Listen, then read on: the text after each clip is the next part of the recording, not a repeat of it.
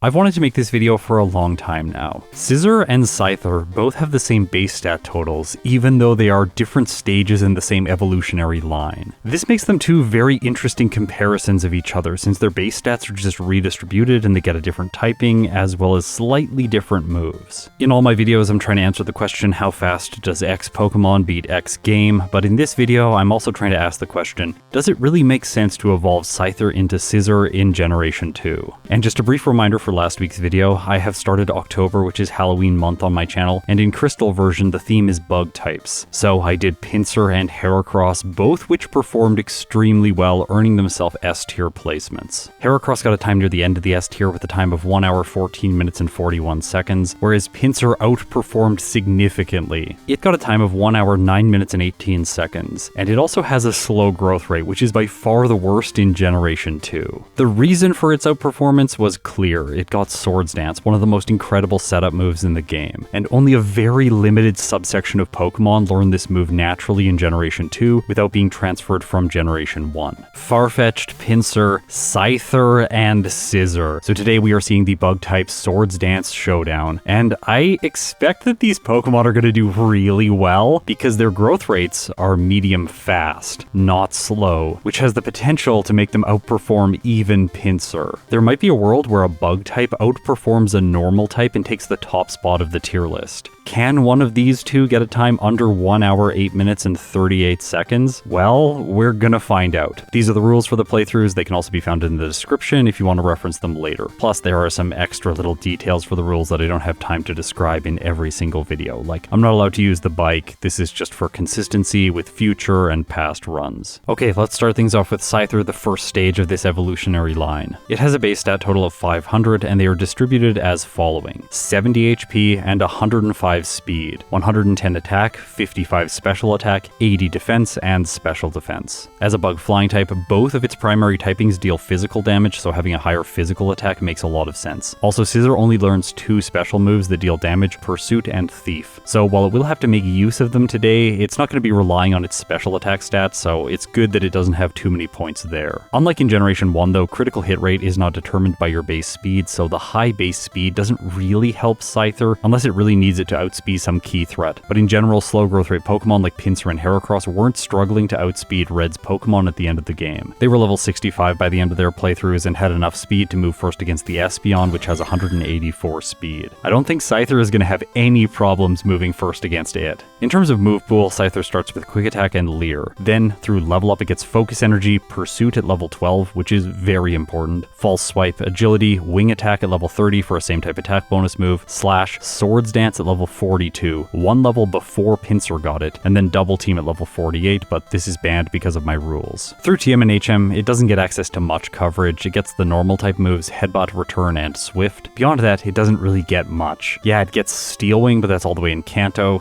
Thief, but it's not very useful because it's a special move, plus Pursuit has the same base power, and maybe Fury Cutter will be useful since it's the same type attack bonus move, and it is the only bug type move that Scyther can learn, which is a bit frustrating, but at least unlike Red and Blue, this thing actually gets a flying type move. They figured that one out once they went to Yellow version, although Scyther got Wing Attack at level 50 in that game. Luckily now I get it at level 30. That's much more convenient for one of these solo runs. Okay, let's talk about the rivals team. Today he's going to be taking the Cyndaquil line. Of course this makes sense. It's a fire type, we're bug types, so it's going to be super effective against us. For my challenges, I always try and play in the spirit of the game, which I think is having the rival choose the starter that is strongest against whoever you've picked. In first playthroughs, I tend to like to play as conservatively as I can to ensure that the Pokemon has decent results. This usually ends up in some slow play in the early game fighting extra trainers. I wanted to make sure I was adequately prepared for the flying type gym. Birdkeeper Abe is very intimidating with his Spearow, and Falkner's Pidgeotto could cause problems with Gust. Luckily for me, Scyther has an advantage here over Scizor because it's a flying type, so Falkner will not be choosing Mud Slap against me, but he might use that move against Scizor, which is a little bit annoying. I level until 10 in Sprout Tower, and then I head back to the gym to face Birdkeeper Abe.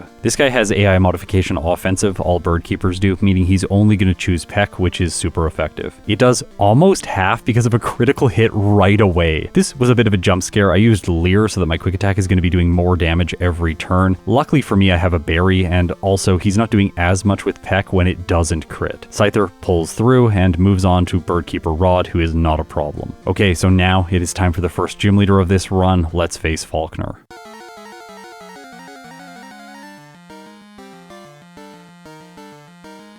Pidgeys first, and honestly this thing's not very good. I'm gonna go for Focus Energy here just in case I get crits, so they could help speed things up or make a sketchy battle possible with luck if the Pidgeotto proves to be a problem. In the process, I take 2 tackles and Quick Attack 2-shots the Pidgey, although it didn't look like it was going to. Maybe I rolled better damage, maybe there's a chance that I fail those damage ranges. We'll reflect on that in my follow-up playthrough. For now, it's time to face the Pidgeotto. I go for Leer first turn to improve my damage. Gust does a lot to me, bringing Scyther down just above half health. Then my Quick Attack takes it to around the same health, and Pidgeotto crits. Luckily, Scyther hangs on with 8 hit points and uses its berry, healing back into the orange. My next Quick Attack takes the Pidgeotto to red health, but Falkner does not have a healing item, so that's that. Scyther wins and earns itself the first badge. And this one is very convenient for it, because Falkner's badge gives me a 12.5% boost to the damage flying type moves deal. So when I get Wing Attack, it is already going to be boosted. Plus, the Zephyr badge also gives a 12.5% boost to my attack stat, improving Scyther's primary offense. Although, I am going to have to start using special moves pretty soon.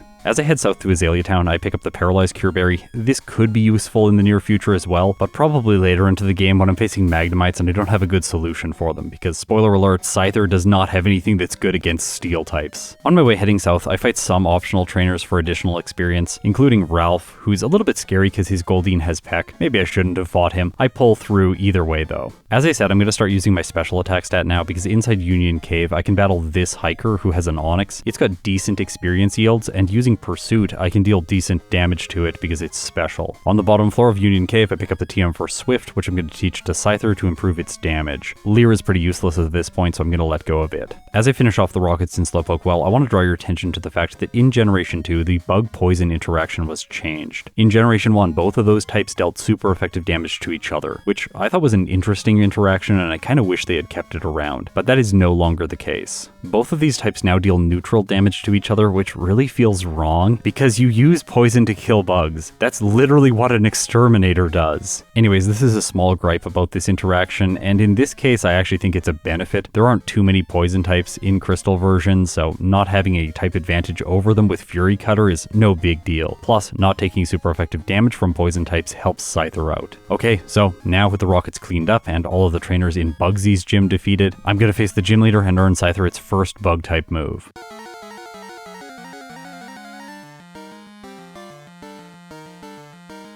This battle is similar to Falkner. Bugsy's lead is really incompetent, it's just a Metapod with Tackle, String Shot, and Harden. While it could lower my speed, making me move second against the Scyther, it doesn't choose to do this. I could use Quick Attack for the higher priority bracket, but I want to be using Swift for additional damage instead. Although this isn't that important, Scyther resists Fury Cutter, so Bugsy's is just going for Quick Attack, doing very little damage, and as a result with Swift I'm able to knock his ace out and earn myself the second badge. Okay, it's time for the rival. Pinsir and Heracross had an absolutely brutal time here, having to rely on either Fury Cutter or Struggle. In this case, Scyther has things way better. It has Pursuit. Now, I take a little bit of a risky start to this fight, setting up Focus Energy just once, because I know the Quilava is going to do a lot of damage with Ember. After that, once I wake up from sleep, which takes a while, then I can use Pursuit to damage the Ghastly. Remember though, this is a special move. I know that's kind of weird, and with Scyther's lower special attack, it doesn't do enough to knock out the Ghastly, which allows it to use Lick one more time before it faints, paralyzing Scyther. This was a really frustrating turn of events. Quilava comes in next. I go for Quick Attack to bypass my paralysis speed debuff. Quilava uses Ember, then I heal with a berry, and it chooses Leer, but just misses. My next Quick Attack takes it to orange health, and then the following one still hits and Quilava goes down. So I have 10 hit points remaining for the final Pokemon, which is Zubat, but its damage dealing move Bite only does 4 hit points of damage, and Scyther pulls through! I didn't expect this. Genuinely, I was so shocked by this win. I was sure that I was going to lose as soon as paralysis happened. It is by far one of the most frustrating status conditions to deal with in a solo run. But yeah, we did it, so let's move on. No resets so far. In the forest, while doing my bag management for repels, I also teach Scyther Fury Cutter. I put it in the place of Focus Energy so that I can preserve Quick Attack just in case priority is important, but in retrospect, I don't think that that's the correct choice. Miltank has 48 speed, so I'm already faster than it. I also grabbed the Headbutt TM, and again, to preserve Quick Attack, I teach this in the place of Swift. Probably better to bypass accuracy checks, although that's not really relevant throughout the mid-game in Pokemon Crystal. Really, it only becomes becomes relevant once you get to Koga and Karen. And by that point, Swift is pretty useless. North of Goldenrod City, I face Fire Breather Walt, who has 2 Magmar. Notably, these two have Fire Punch, so I'm going to show you the footage because you might be worried about how Scyther fares against them. It actually doesn't have any problems. The first Magmar faints right away, then the second one uses Smog, which is a strange choice. It does almost nothing, although it does poison me, forcing me to open my inventory after the battle. Alright, so this is where things potentially get very challenging for Scyther. The first step is catching a Psyduck, which is always a little bit annoying. It's such a good HM user, I've been trying to make it work this year, but I think I'm going to revert to the Krabby Dratini strategy in 2025, unless the Psyduck becomes significantly easier to catch over the next few months. What I'm really talking about in terms of difficulty is Whitney, because Miltank has Rollout, and this is going to do 4 times damage to Scyther. It is super effective against both the Bug and Flying type, and that worries me. I'm just hoping that Fury Cutter can stack up enough damage to knock the Miltank out before it gets Scyther.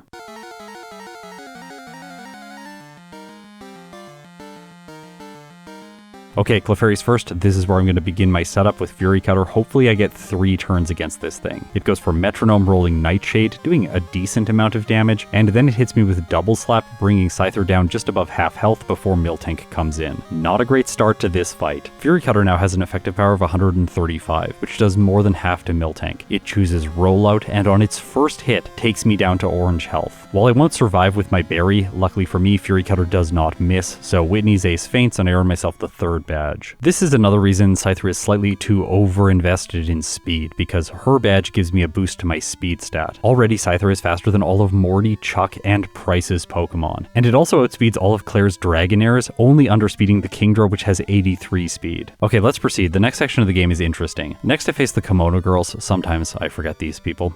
It's always really embarrassing when I do it on stream. Luckily when I'm playing behind the scenes, I don't make this mistake quite as often. Leveling up to 24, Scyther gets a chance to learn Agility. Now, sometimes this move is really important for Red, because you can use it in combination with Curse to boost your speed and your attack and defense stats, making Red so much easier to sweep. But for Scyther, obviously it doesn't make sense to teach this move, it's just going to bloat my set until the end of the game. I journey all the way to the Lighthouse to get some additional training before facing the rival in Burned Tower. Once I defeat Dennis, on the same floor, I make sure to grab the Swagger TM. Also, there's a hidden item right beside it. It is a Hyper Potion, just in case you want to pick it up for a little bit extra healing. Then I use an Escape Rope and teleport back to Ecruteak City to take on the rival. The reason I did the additional training is because I expect the Haunter here to be a bit annoying. Not as bad as with Pinsir and Heracross, it was an absolute menace for them, but in this case I have Pursuit. I was expecting it to use Curse right away, but instead it goes for Lick and paralyzes Scyther.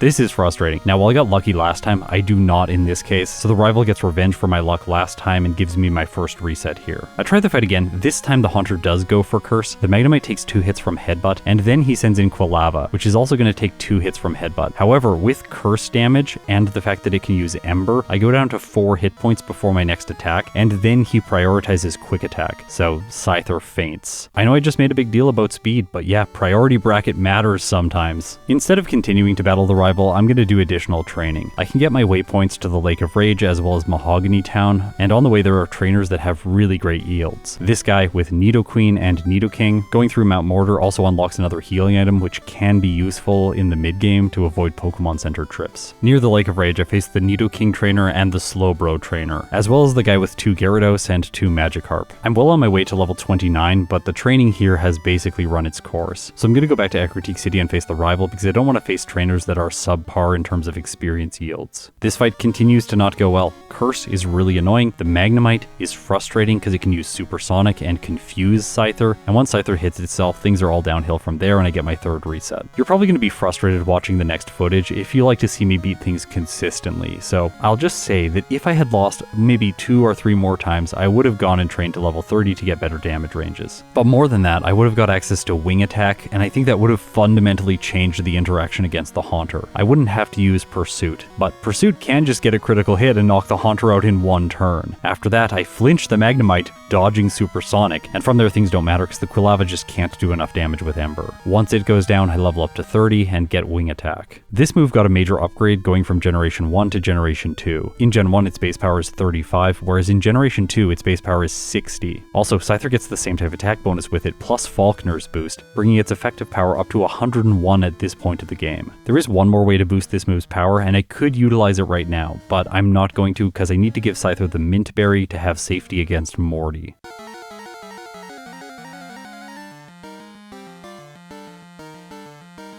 I am so happy I have Wing Attack for this fight. That's a major upgrade over both Pinsir and Heracross. Scyther is performing way better than them. It one-shots the Ghastly, the Haunter, and moves on to the Gengar with no problems. And I actually get a critical hit here, so Morty's ace faints, and with that I clean up his last Pokemon, earning myself the Fog Badge. Okay, so just before this battle I said there's another way to boost Wing Attack's power, and that is because I can talk to this person, Monica, on the beach on Monday, and she will give me the Sharp Beak, which boosts the power of flying type moves by 10% when held by a Pokemon. This makes Wing Attack's effective power 111, which is just fantastic when the move has 100% accuracy and 35 PP. This move, like me, can last for days, and this move is immediately relevant because inside Chuck's gym, it slaughters all of the fighting types. All of the trainers in this gym are mandatory, but not one of their Pokemon survives a hit. And honestly, I don't think Chuck has much more of a chance. His Primeape gets hit by Wing Attack, and it faints. Of course it faints. Next is Poliwrath. This is the Pokemon that might survive, but no it doesn't, because Scyther gets a critical hit. Excellent. Perfectly timed. With that win, we have to do a bunch of boring stuff in the Rocket plotline, so I'm just gonna skip to this Magnemite trainer, because sometimes he's a problem. These little pesky guys like to survive hits when you don't have a ground type move, and I am not able to one-shot any of them. Luckily for me, I don't get paralyzed or hit by Supersonic, so Scyther pulls through. I haven't mentioned it yet, but Price actually might be strong against Scyther because I am a flying type.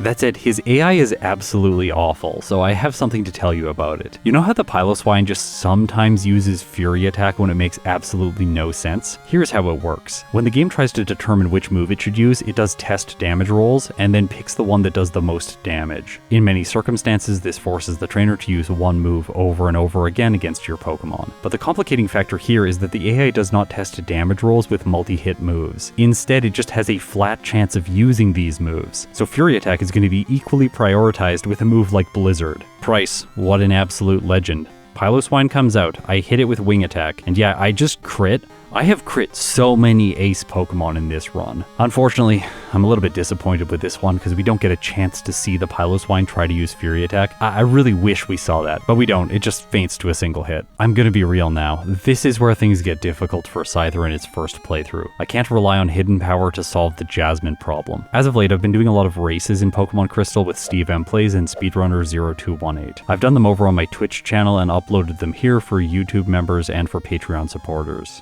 During those runs, playing the game with broken legendaries like the Kalos Trio as well as Miraidon, I have found that Jasmine is always the trainer that I'm trying to figure out how to defeat. She is genuinely such a threat in these Johto challenges, and the difficulty that she represents is just not balanced out by all of the other Johto gym leaders, which in general are kind of underwhelming. The reason that she's usually so difficult is the Steel type resists almost everything, especially in Generation 2. Both the Dark and the Ghost type only deal neutral damage to it starting in Generation 6. So Pursuit, while special, is definitely not going to be an option. Wing Attack, Fury Cutter, and Headbutt are both resisted, so I need a different strategy here. I go to sea to train and level up to 38. Then I backtrack to Goldenrod City in order to pick up an additional rare candy. This means I have a total of 4 in my bag, which I can use now to boost Scyther up from level 38 to 42, where it can learn Swords Dance. I'm hoping that the broken setup move is going to be enough to help me manage Jasmine.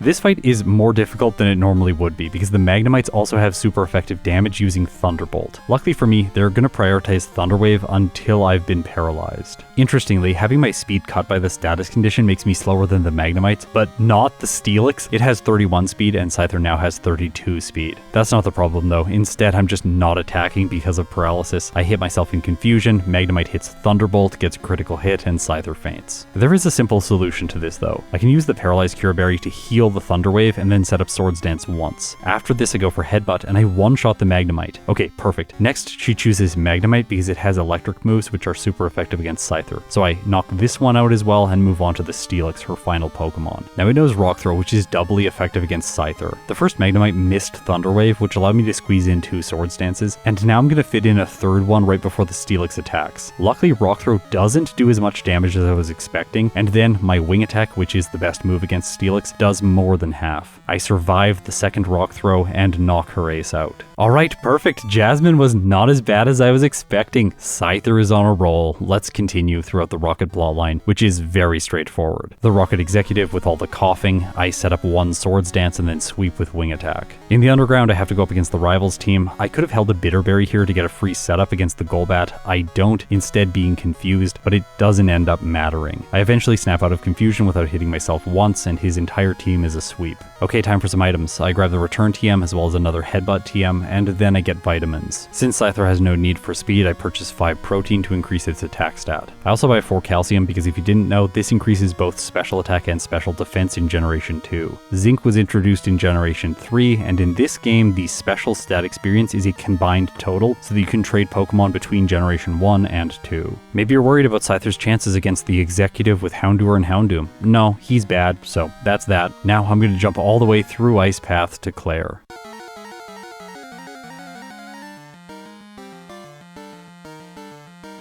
I have a little bit of a worry in this fight. If I don't one-shot the Dragonairs, then they can use Thunder Wave on me. If I do one-shot them, then I'll make it to the Kingdra without setup. Although, I should be able to 2-hit. And Wing Attack's base power right now is quite good. It is able to one-shot the first Dragonair, as well as the second one, and the third. That leads to Kingdra. I do more than half. It goes for Smokescreen, but Wing Attack still lands. Alright, I'm going to draw attention to them again. The inefficient rare candies. The first one is in the Whirl Islands. It takes around 45 seconds to obtain, and the second one is in Mount Mortar. This one takes around 19 to 20 seconds to obtain. I'm going to come back and talk about these rare candies later on because they do waste a lot of time. They're only useful if the Pokemon needs a key threshold against Red. For instance, both Pinsir and Heracross needed them because they're slow growth rate Pokemon, and they needed enough speed to move first against the Espeon. Okay, time to go to the League, and before that I have to face the rival in Victory Road. This team is just really bad. The Sneasel is first, I set up Swords Dance to +6, and I sweep. Alright, with that, Scyther is ready for the Elite Four. But before we get into the late game, let's go back and catch up with Scizor.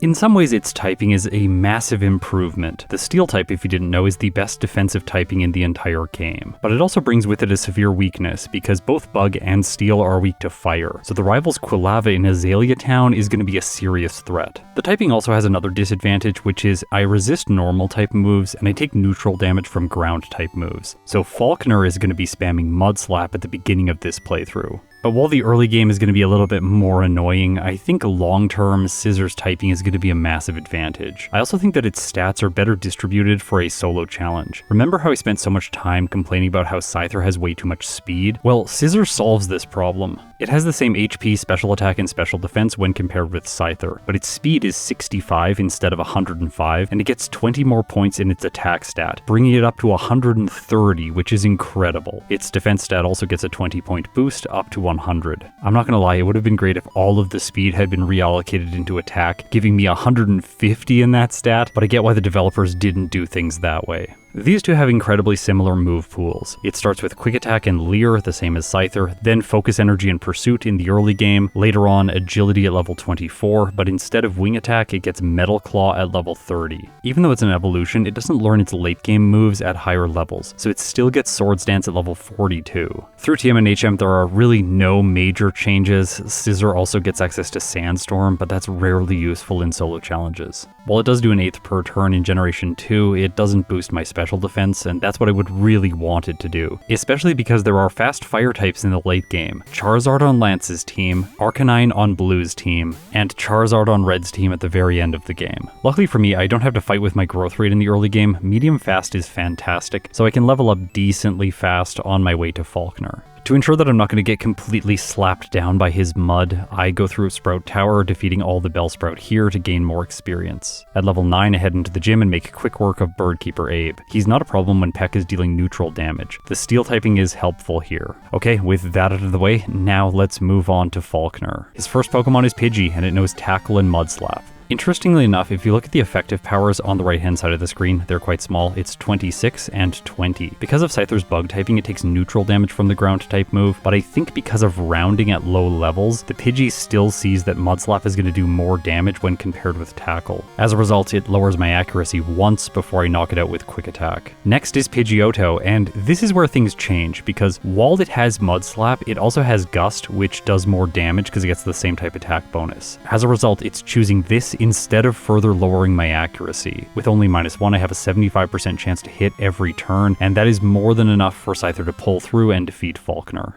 Okay, the first gym leader was not nearly as difficult as I thought. Now the boosts from him are a little bit less useful. I can't learn Mud Slap, I'm not going to get any flying type moves, but the attack boost will be helpful throughout the rest of the run. On my way to Azalea Town, I'm going to battle a lot of trainers to gain extra experience. This ends up totaling 10 optional battles. This one, this one, this one, this one, this one, this one, this one, this one, this one, and this one. The last of which is against a Vulpix. Kind of scary, but luckily by this point I picked up the Swift TM, so I have more than enough damage. Inside Bugsy's gym, I face the guy on the right, as well as the trainer with Paris, and finally the person with Beedrill for more experience. This brings me up to level 18 by the time I'm ready for the second gym leader. Right now it feels like I'm over leveling, but I'm really concerned about the rival's Quilava. For Bugsy, I have answers. Number one, I'm not going to take much damage due to my typing. I can set up Focus Energy for occasional crits, and then Swift for damage. This fight is incredibly simple. So now let's see how the rival goes. Up first is Ghastly, and I have to use Pursuit to knock it out because I didn't teach Fury Cutter. I think direct damage is just better. That said, before I go for it, I set up Focus Energy once, just in case I can get some luck against the Quilava. Then I fail to knock out with Pursuit. Luckily I don't get paralyzed by Lick, and the Ghastly goes down, only dealing a single hit point of damage. Next, the rival sees that I am weak to fire moves, so he sends in his Ace, and I use Swift, which does half. Alright, I was not expecting that much damage. I thought it was going to be a 3-hit. Quilava strikes back using Ember, which does more than half to Scizor. Alright, so I survived, and that was all I needed. I knock out his Ace, move on to the Zubat, and crush it. Okay, rapid fire for the next section of the game. Get Headbutt. Forget to teach Headbutt. Then go into the underground, remember, and teach Headbutt. Grab the coin case, purchase an Abra, get Kenya, talk to Floria, grab a Psyduck, and then head into Whitney's gym to face the third gym leader. I think the only thing that could go wrong here is the Clefairy rolling something like Fire Blast or Sacred Fire. I am going to set up with Focus Energy against it, giving it a chance. It goes for Metronome and gets Guillotine. Well, that's not going to work because it only has 20 speed. The next turn, it does not go for Metronome again, instead choosing Double Slap, dealing 3 damage to Scyther, and I knock out her lead. I take neutral damage from Rollout, so it's not doing very much. Scizor crits with Headbutt, and so I thought I was going to take 2 more turns to knock it out, but no, I crit for a second time. Thank you, Focus Energy, and Miltank goes down. Alright, so that was absolutely easy. Now, in the previous playthrough, I did not mention the fact that I forced myself to battle Sudowoodo. Luckily for Scyther, it didn't prioritize Rock Throw. This thing has no AI, but for Scizor, things actually get a little bit close. It takes me all the way down to red health before I just barely knock it out and move on to Ecruteak City. Okay, time for the Kimono Girls. I'm gonna battle them in the opposite order. Normally I like to go left to right so that the guy with Surf is closer to my final destination, but in this case, I'm gonna be battling the Jolteon, then the Vaporeon, Umbreon, and Espeon, followed by the Flareon. I want to make sure that I am at the highest possible level when I fight it. Along the way, I get the chance to learn Agility at level 24, and I had to sit and think about this one for a moment. Does Scizor need it? And I decided during this playthrough to say no. If you know a lot about Generation 2, right now you're probably going to pull out your hair. And believe me, this choice will have far-reaching implications for this playthrough. But right now, everything seemed fine. Flareon as a fire type is pretty slow, only 29 speed compared to Scizor's 52, so I can manage it easily. I decided to go to the Lighthouse before facing Morty, because battling him with Pursuit didn't really feel like the best choice. If I could make it to Metal Claw, that would be a lot more consistent. On the way, I pick up the Mint Berry, which dooms one of his Hypnosises to failure, making him so much more consistent. Inside the Lighthouse, after defeating Dennis, Scizor levels up to 26, and then I head back to Ecruteak City. Scyther had serious problems against the rival here, and I don't expect Scizor to be better. Pursuit does more than half to the Haunter, and then it knocks itself out with Curse. Next comes in Quilava. I go for Headbutt and inflict a flinch, which means I get a 2-shot. Moving on to the Magnemite, which just goes for Sonic Boom after surviving a single headbutt, but it can't live one more. So as a result, I make it to the Zubat, and Scizor one-hits with Headbutt. Alright, so the rival isn't a problem with Scizor. Interesting, I didn't expect this. I went to the gym next and had a sketchy interaction with this medium. She has 3 Pokemon on her team. With Paralysis and Curse stacking together, I almost got into problems and had to black out. Luckily for me, I didn't. But I'm so close to level 30 that I'm gonna go to the Lake of Rage and collect some waypoints and battle trainers along my way. Once I defeat the Slowking guy, Scizor levels up to 30 and learns Metal Claw in the place of Focus Energy. With it, Morty is incredibly simple. 1 hit on the Ghastly, 1 hit on the Haunter. The Gengar is actually slower than me by 2 speed, so I move first hit with Metal Claw, take it to red health, it misses Hypnosis, and I finish it. Last is Haunter, and it is also a one-shot. Inside Chuck's gym, let's talk about the tag team trainers. course. This black belt has a Hitmonlee and it's not a threat for Scizor, but after it I have to face the guy with Hitmonchan. The reason I'm mentioning this is because it has Fire Punch, which has an effective power of 300 against Scizor. Thing is, Headbutt just inflicts a flinch and I knock it out in one shot. Scizor's two typings do a decent job of playing off of each other defensively against Chuck. The bug type covers the steel type's weakness, so I'm not really worried about him. He's a pretty trash trainer. Against the Primeape, it's really just my choice. Headbutt or Metal Claw will work here for a 2-hit, and I can also mix in Quick Attack if I want to. Poliwrath is a little bit more concerning because it is going to be going for Dynamic Punch here. I thought it might choose Surf because maybe the special move would do more damage, but it isn't. When Scizor's confused, it hits itself once, then Poliwrath misses a Dynamic Punch, I snap out of confusion, hit a Headbutt, it misses Hypnosis, and that's that. Alright, Chuck was, as expected, very simple. With Kenya knowing Fly, I head back to the first route of the game to pick up the Pink Bow to increase the power of Headbutt. Then there is some Rocket plotline drudgery, and once that's finished, I head into the gym and face Price. This one's really simple. Headbutt for the seal, I get a critical hit, knocking it out in one turn. Excellent. This levels Scizor up to 36 where it can learn Slash. Now, this has the same base power as Headbutt, so it would have the same effective power plus an increased chance to crit. But I think that the chance to flinch is a little bit better. Plus, I wanted to hold on to Quick Attack just in case I need priority. After all, Scizor is not the fastest Pokemon. Next is Dugong, and I went for Metal Claw here because it does have a 10% chance of raising my attack stat, which would be really nice. Unfortunately, I don't get it. I go for Headbutt on the next turn to ensure that I get the knockout just in case I rolled good damage previously and then I'm going to roll bad damage this turn. The normal type move does do more damage because Dugong takes neutral damage from both it and Metal Claw. Last is Piloswine, the Pokemon that loves to use Fury Attack. In this case, we don't even get to see it though because Metal Claw just one-shots. Price is defeated, and with that I have gained a boost to my special attack stat. And it's here that I should mention the glitch that occurs in Generation 2. As you will see in the bottom left, there is no badge applied to my special defense, and the stat did not change after I received the Glacier badge. This is because if your special attack is under 205, then you will never receive your special defense bonus. Once it goes above 205, then the special defense will be accurately calculated.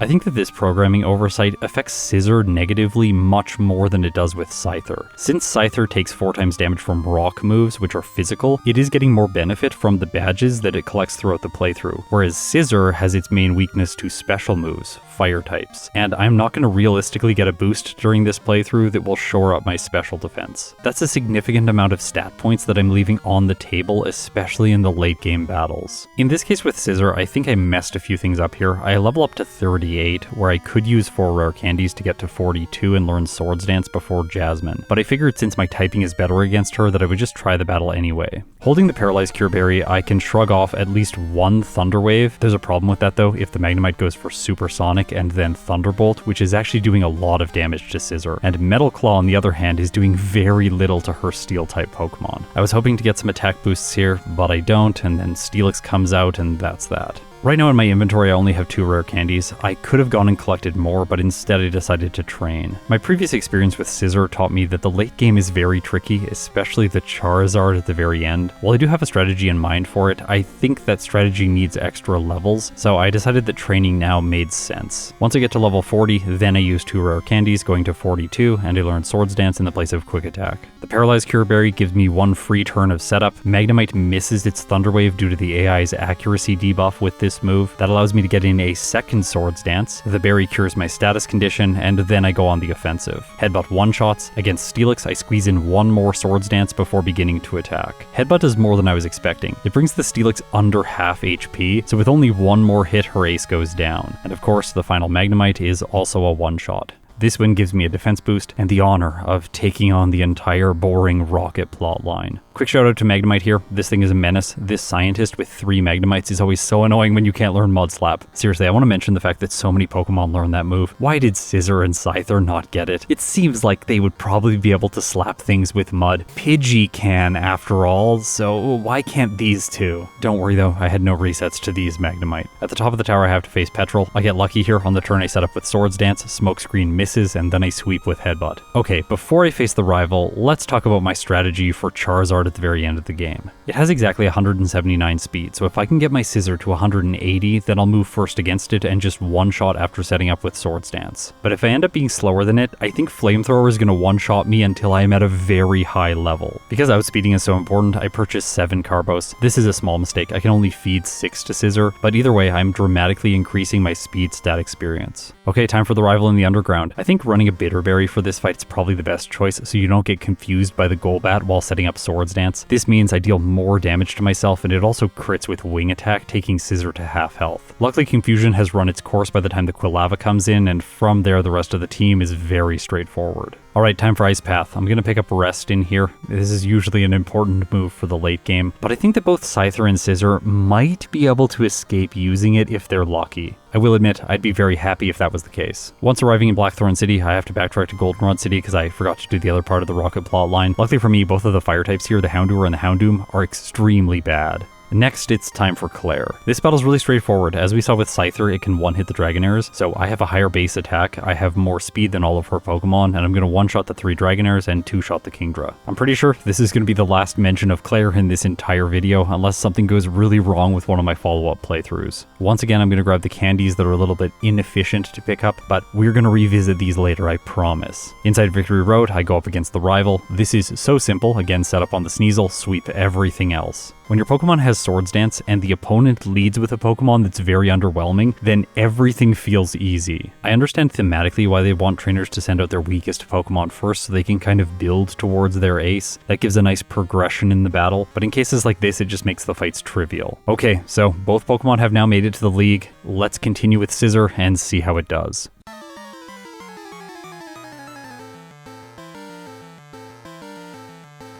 I don't need to set up on Will. I can just spam return pressing the A button. If you didn't know, I am a Protoss player in StarCraft, another game that I really love, and playing hundreds of hours of StarCraft 2 in the early 2010s, I have perfected my ability to press the A button. Believe me, if you want to win some StarCraft games, just go and queue as Protoss and press A as much as you can. Even if your opponent is strong with the mind, like Will is, they will not be able to defeat you. Okay, Koga's next. Yeah, Ariados. It's terrible, like I said before. I don't know what to say here. Set up to +6. I think I would have then one-shot the Fortress. It just barely survives with +4. I was kind of hoping that I would just sweep his team. Anyway, it doesn't matter. This battle's irrelevant. Let's move on. Bruno. Another terrible trainer with an awful lead. I don't know what to say. Although the awful leads end here because Umbreon is next. Even with the best Pokemon in the game, and I think actually more often with the best Pokemon in the game, this thing is such a threat. It can cause the most random resets just because of Confuse Ray and Sand Attack. I get confused first turn, hit myself second turn, Feint Attack does chip damage, Scizor sets up again with Swords Dance. I'm not sure that was the best choice because then the self-inflicted damage is massive on the next turn. While Scizor does survive in red health, it hits itself a 3rd time, and that's that. Okay, one random Karen reset, but that's okay. I have come to expect these. Okay, so what I need to do here is just not hit myself in confusion. When that happens and I set up with Swords Dance, then her entire team is simple. Houndoom's next, it's a fire type, but I'm way faster, 131 speed against 106 speed. I will just briefly mention the Gengar. Sometimes this Pokemon causes problems when you still don't have a good answer for ghosts. Luckily, Scizor can still rely on Metal Claw here, although the subpar accuracy is a little bit of a blemish. If I miss, then bad things can happen with Curse. Luckily, I don't.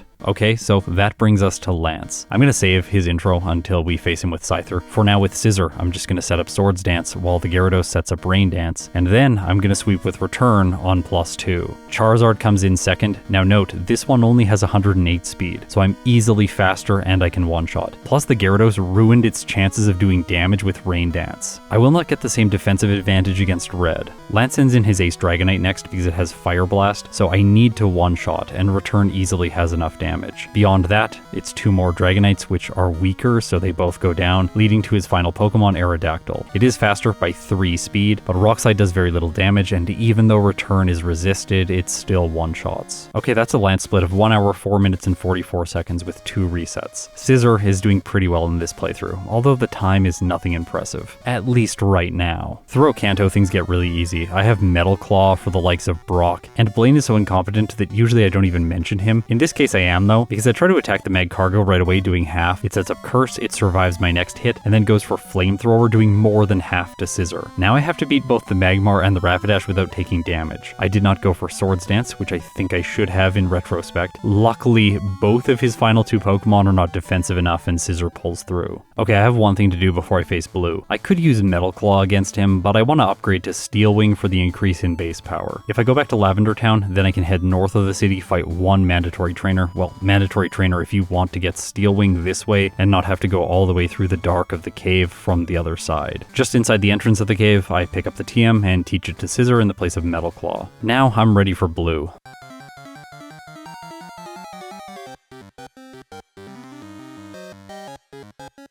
The beginning of this fight is fairly straightforward. The Pidgeot's going to do decent damage with Wing Attack, but I can set up Swords Dance here. At only +2, I figured I have enough, and I can go for the sweep. Pidgeot goes down to 1 hit. Next he sends in Arcanine, but it's too slow, 130 speed against my 155. I one-shot. Gyarados is next, which I also one-shot, and from there things spiral out of control for him. Executor, Alakazam, and finally Rhydon are all one-hits, the last of which I need to use Steel Wing to knock out. Okay, couple things to do before red because my speed is a little bit lower than I was hoping for. I'm gonna battle some wild Pokemon and level up to 66 so I can maximize the effectiveness of my rare candies. To this point I have saved a total of 8, so using them will bring me up from level 66 all the way to 74. And I really want you to watch my speed as I do this. 163, 165, 167, 169, not nice in this case, 172, 174, 176, and yeah, 178. So yeah, we did not get enough speed to move first against the Charizard. We are 1 shy of the speed tie and 2 shy of the outspeed. I have to say this feels pretty comedic. Remember back when I didn't teach agility? Yeah, I really wish I had that move right now. I could have tried red, but I decided not to and instead trained from 74 up to 75 in hopes of getting 180 speed. And I want to say that something truly cruel happens here. When I level up, Scizor does not gain 1 speed. It does not gain 2 speed. It gains a total of 4 speed. So the fact that I had 178 right before the red battle at level 74 is a rounding error. I was close to getting enough speed, but then the game rounded down because that's how stat experience works. Almost everything in these games rounds down because of the hardware that they were programmed for. Anyways, with that cruel joke over, now I teach rest in the place of Steel Wing to be as safe as possible, and now I'm ready for red.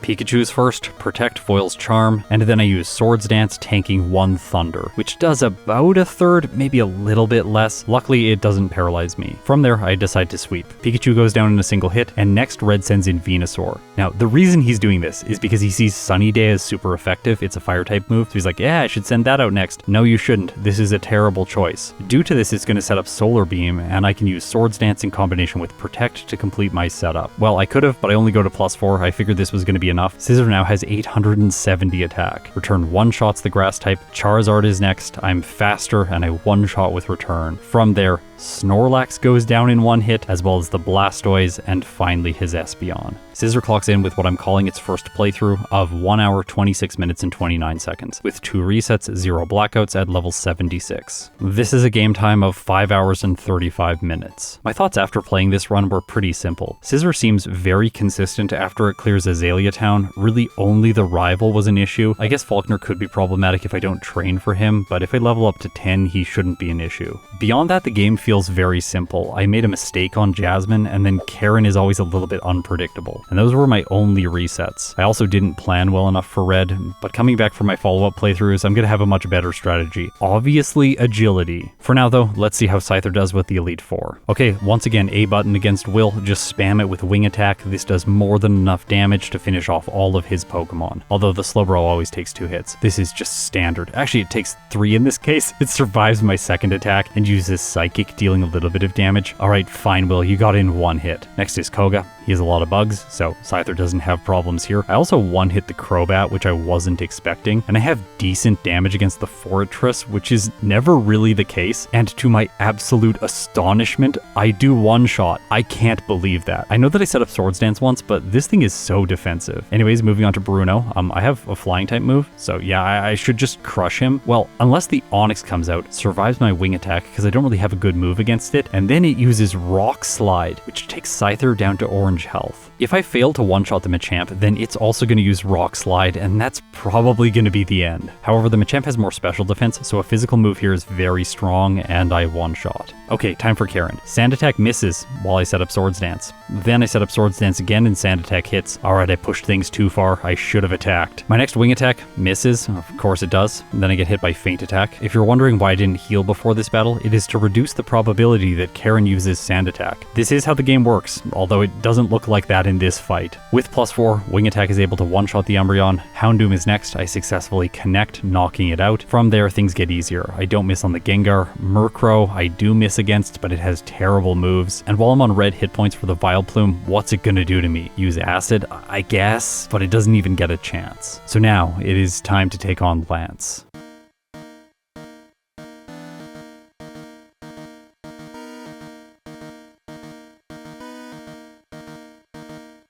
I set things up for this. I intentionally went with Scyther through the league's second so that I could show this fight after all of Scizor's playthrough. And I saved the intro just for this moment so that you can see just how bad Lance is. After one turn of setup, I one-shot the Gyarados, the first Dragonair. Oops, I said Dragonair there. It feels like a Dragonair. It is a Dragonite. Anyways, it goes down in one hit, so does the second one. Aerodactyl is fourth. I use a resisted wing attack and one-shot. Yeah, Scizor and Scyther are really good. Charizard falls to a single hit. All that's left is Dragonite, and I one-shot it as well. Scyther gets a Lance split of 1 hour, 2 minutes, and 56 seconds with 4 resets at level 57. Okay, I wasn't expecting this. Scyther with the better Lance split, but more resets. Is it possible that the first stage Pokemon is better than the evolved form? This has happened once before in Yellow version with Poliwag, but it's never happened in Crystal, at least not yet. By the time Scyther's fighting Erica in Kanto, it levels up to 59, where it gets 186 speed, so it's already going to move first against every single one of Red's Pokemon. If I don't show the footage, someone's going to comment on it. They're going to ask, how is Surge? He's really easy. The Magneton does take 2 hits, but Scyther can survive a Zap Cannon. By the way, you will note that it doesn't paralyze me. In Generation 2, there is a 1 in 256 chance that Zap Cannon does not paralyze the target. Although the AI, just like with Thunder Wave where it can miss, it also has a debuff on secondary effects from moves. So in this case, Zap Cannon's secondary effect to trigger paralysis is multiplied by 0.75, and that ends up being the chance that the AI has of paralyzing the target. Okay, so Surge was basically the magical school bus because he taught us something today. Outside of that though, I'm not going to be mentioning him for the rest of the video. I should also show the Brock footage. This is very simple. Set up twice with Swords Dance while the Graveler sets up Defense Curl and Rollout, then sweep with Wing Attack. It felt risky to me going into the fight, but once I defeat him, I realized that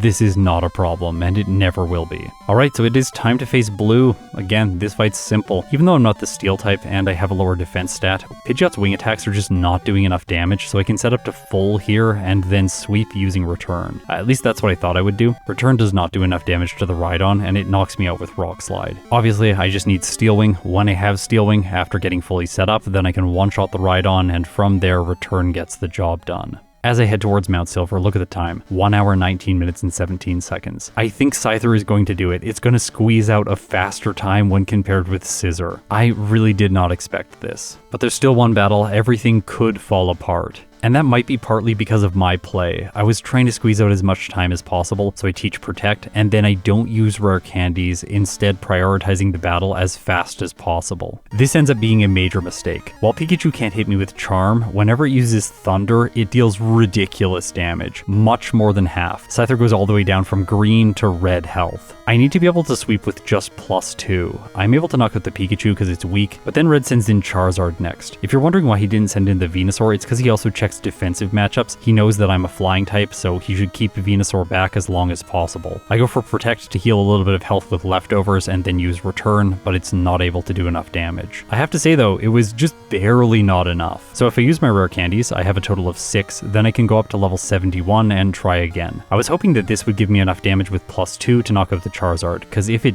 doesn't, then I'm really not sure what I'm gonna do. So does it give me enough to one-shot with Return? And the answer is no. The Charizard survives on red health again and uses Flamethrower, knocking Scyther out. This is a little bit unfortunate, but there is a way to play around it. When the Pikachu uses Charm, if I just use Swords Dance, then if it misses, I will get 1 free turn of setup. I can then tank a Thunder and knock it out with +4. Surprisingly, this happens in the very next battle. You can't script stuff like this. As a result, I knock out Pikachu, one-shot the Charizard, and progress with Red's team. He chooses Blastoise next because it has Blizzard, but Return still has enough damage. I wasn't sure if I was going to one-shot the Snorlax because it has a lot of HP, but Return still gets the job done. From there, it's just clean up on the Venusaur as well as the Espeon. And to my surprise, Scyther clocks in with a better time, 1 hour, 21 minutes and 57 seconds, with 7 resets, 0 blackouts at level 72, with a game time of 5 hours and 8 minutes. This graph shows Scyther's game time lead over Scizor, and for the majority of the early game, it was actually behind Scizor, and then it took a commanding lead at Jasmine. This is likely due to the fact that I used more rare candies for Scyther, whereas Scizor trained, so that's one thing that sets Scizor far behind. Another, of course, is the resets to Karen, which spikes the graph up before Surge, and the final is the fact that I had to train before facing Red to get enough speed. I think my mind was in the right place for the first playthroughs, but I just barely didn't get to the speed threshold I needed with Scizor. And all of this ended up in a 4-minute and 32-second win for Scyther over its evolved form. It also had 5 more resets, which artificially pushes its game time down just because it was a little bit less consistent. But it did finish the game at a lower level, and the only way for Scizor to clock in with a lower game time is for it to use agility. Before we get there though, we need to talk about Falkner as well as Rival 2. The first playthrough did not demonstrate how good Scizor is. This thing is an absolute unit. I think it has potential to be one of the best performing Pokemon in all of Crystal version. Genuinely, this is a redemption story because Scyther was awful in Generation 1, so the fact that its Generation 2 counterpart is going to perform really well is both a redemption over the first generation and over its circumstances, because Game Freak has seemed determined to make all the Johto Pokemon awful. Okay, let's talk about it. The early game, Falkner, Rival 2. These guys are so frustrating. Scizor can defeat them consistently if you really want. But I really want to ask the question, why would you try to do that? Sacrificing time in the early game when the Falkner split can be around 4.5 minutes just doesn't make sense. If I spend 10 minutes losing to the rival and then restarting the entire run, I really don't care. This is one place where I think it's fair to criticize my methodology. Maybe it's unfair for me to be restarting these challenges over and over again in the early game to help out a Pokemon like Scizor, when another Pokemon that has an easy early game can't just restart over and over again in the late game. But this all comes back to my format and what I'm trying to do here. I'm really trying to see how these Pokemon play when used by a human, me. If I was doing these runs tool assisted with like AI guiding me around the map and choosing all my moves, then in that case I would do the same number of playthroughs with every Pokemon and just use the data collected from those runs to make a determination as to which one was better. But since the human factor is very important in what I do, I think that it makes sense to be able to restart early on into the playthrough but not be able to restart later on. If I really boil it down, what it is I'm a human and I can use calculated risk to take certain advantages with certain Pokemon. With other species, those advantages are not accessible to me because I have to sacrifice significantly more time to take the same risk. So I can take calculated risks early on against Falkner and Bugsy with Scizor to give it a major advantage. Here's the strategy I put together. Now this is not the riskiest possible strategy, but I think it's the one that has a good chance of winning against Falkner with very minimal time. On my way to Violet City, I battle 1 trainer. Then inside Sprout Tower, I battle 2 sages. The first 2 each has 3 Bellsprouts. This makes Birdkeeper Abe simple inside of the gym. You essentially can't lose. Then against Birdkeeper Rod, I'm almost level 10, and once I defeat Falkner's Pidgey, I will level up to go over the damage rounding threshold for his final Pokemon. It's very important to realize that Scizor can lose this fight because of accuracy. In this playthrough I get dropped all the way to -4, but this is still not enough for me to give up. I continue playing because if I get lucky against the Pidgeotto and win, then I'll have an excellent time. And I managed to pull it off. Okay, next piece of calculated risk. Inside Slowpoke Well, you can see that my Scizor is level 10. I have done no optional training between Violet City and Azalea Town. I'm still going to get Pursuit in time for the rival, so we don't need to worry about that, and Bugsy is very simple with my typing. Although inside the gym, I do battle optional trainers to get a little bit more experience, specifically this guy with Beedrill. After Bugsy is crushed, I am level 16, and this is enough to beat the rival. The way this battle works is really simple. Simply focus energy first turn, hope the Ghastly puts you to sleep or something. It does so little damage with Lick, it doesn't even matter if you sleep for a very long time. Once I wake up, I can use Pursuit to knock it out, and then move on to the Quilava. This is where things are really risky. I only have a 12.8% chance to 2-hit. I have to get a critical hit, but that's why I set up focus energy to make this slightly more likely. By the way, the 12.8% is calculated with the base critical hit chance, so it's much higher than that after focus energy. Another thing working on Scizor's side is the fact that at this level, 17, its speed ties Quilava, so I could move first, getting an extra turn in, allowing me to 3-hit. Also, since my health will be very high, Quilava sometimes goes for Smokescreen like it does here. That gives me a free turn. And that's very important because Ember does between 63 and 74% damage with each hit. For this specific battle, I crit with my second Swift and Quilava faints. Once it goes down, this playthrough really kicks into high gear.